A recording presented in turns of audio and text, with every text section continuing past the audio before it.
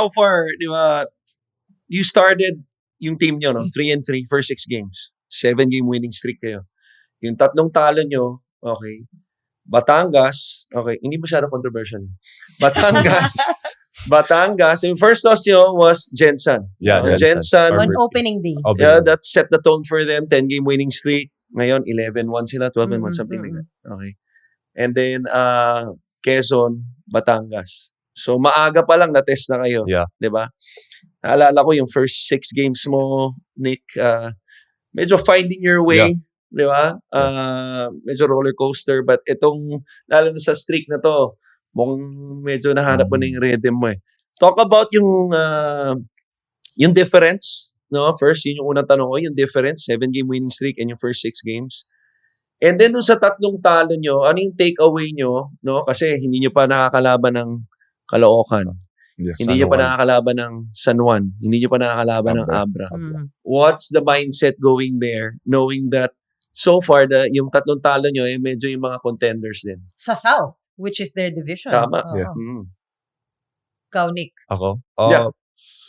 For me, siguro, those games are winnable. And parang, siguro, may pagkukulan kami as a players din. Kasi, parang wala pa yung grit natin that time eh. Parang, dahil nga, parang na-test kaagad kami na, malakas pala kalaban namin kaagad. And, parang sa MPBL kasi, pag hindi ka nakapondo ng panalo, parang medyo hirap eh.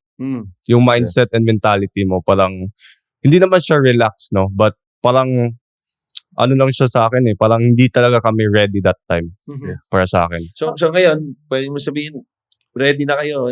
Yeah. May upcoming schedule nyo na medyo mabigat. May Kawayan. May Kawayan, Pasay. May Kawayan, itong Sabado.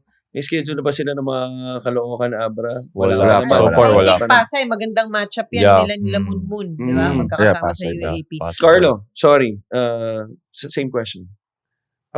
Yun nga, yung sinabi ni Nick na nag-a-adjust talaga kami sa first like 6 games. So with the new players, with the new yung system ni coach is the same, but there's new plays.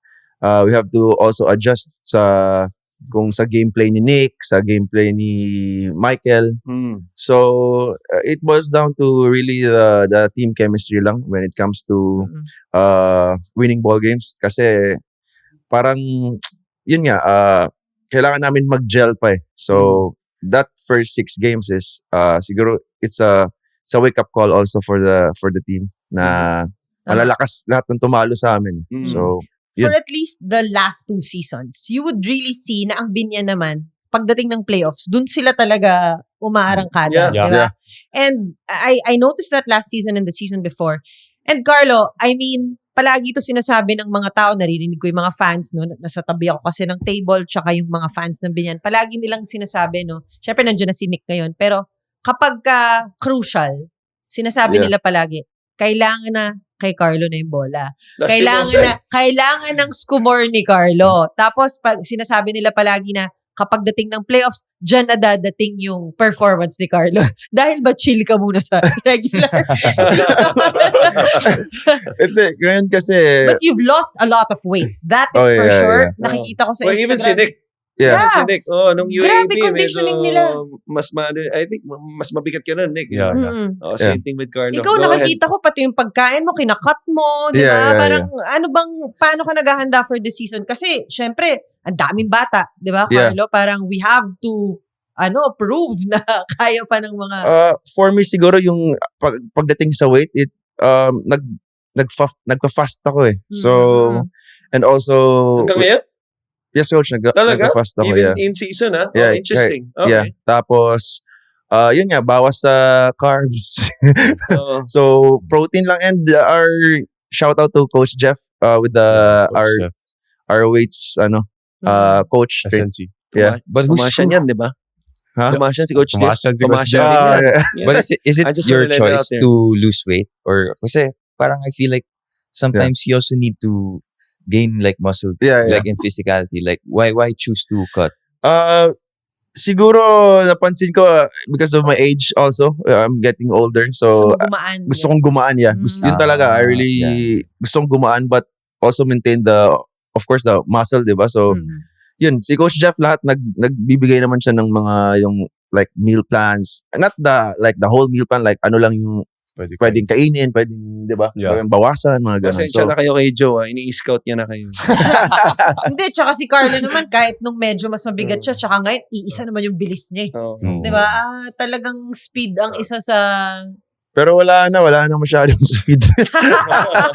Meron pa rin naman. Pero I mean, meron pa rin naman. like with the addition of Nick nga, yun yung sinasabi ko na sobrang laking bagay kasi it's not like every game kailangan kong pumukpok eh. Yeah. Parang ganun. Yun talaga yung ano ko na may mga games na pag mainit Dapat pala si Nick. dagdag mo daw yung konting sahod mo kay Nick. Joke lang, boss Ponching.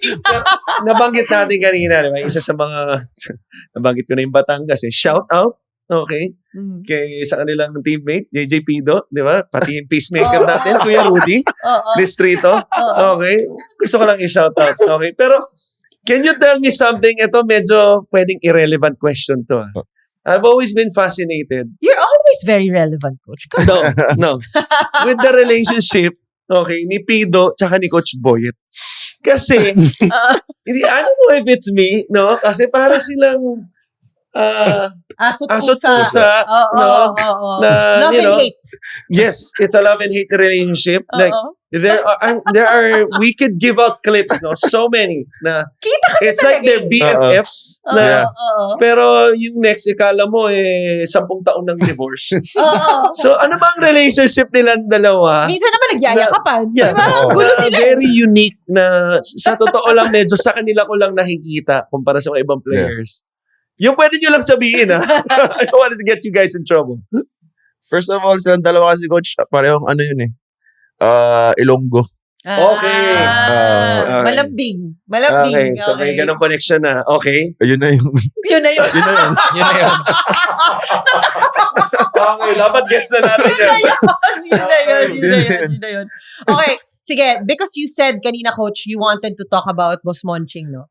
Kumbaga, yung naging life journey niya, getting to where he is now, I think it has also, kumbaga kung paano nabuo yung Binyan has something to do with that eh. Yeah. Diba? Yung kung parang, he wants to show everybody na, you know, I have the best people. You know, I deserve to have the best people with me. I want to talk to Nick about how it was no when you first met Boss Monching. Parang chill ba siya agad? Inabutan ka ba agad ng shot? Welcome to Binyan. Kamusta? Ikwento mo yung una yung pag-meet ni Boss Monching. Si Boss, kilala ko na si Boss Monching before pa talaga. Kasi medyo siya sa social media, di ba? Medyo active siya. So, si Coach Boyet talaga yung bridge na bakit ko nakilala si Boss Monching. Okay. So, at first, nung signing of contract, sobrang chill lang kasi niya na tao and outgoing person talaga.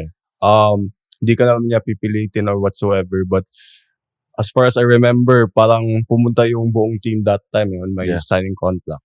Wow. Pumunta yung buong team nun. Yeah, I remember. Sa 6'9", sa 6'9" Pong bar yun. Andun kayo yung girlfriend ko that time. So, parang, sige na, i-shoutout mo na shout out, Shelo.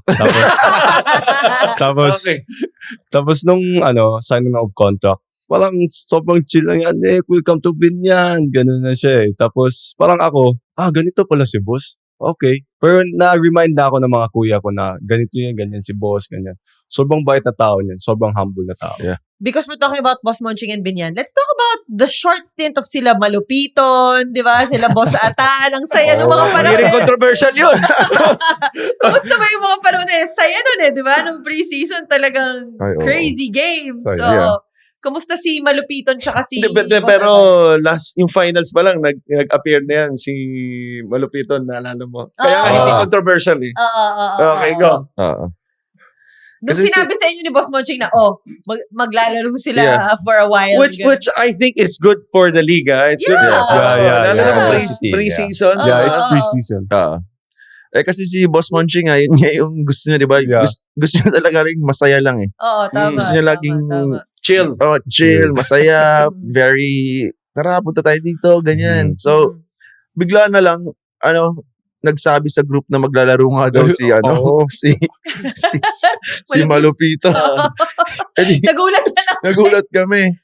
sabi namin, sige, syempre si boss naman may sabi. So, kahit sila coach, walang magagawa. First 5 yan. Sinabi nila. Kung di ka pa nakasubscribe, ano pang hinihintay mo? Bawat episode, bawat laro, bawat kontrobersya sa MPBL. Nandito kami para harapin lahat. Hanapin ang Rebanse sa Spotify, Apple Podcasts, at YouTube. Kung may gusto kang sabihin, may issue kang gustong harapin, o may Rebanse ka sa sinasabi namin ngayon, mag-subscribe, i-share, makiisa sa usapan.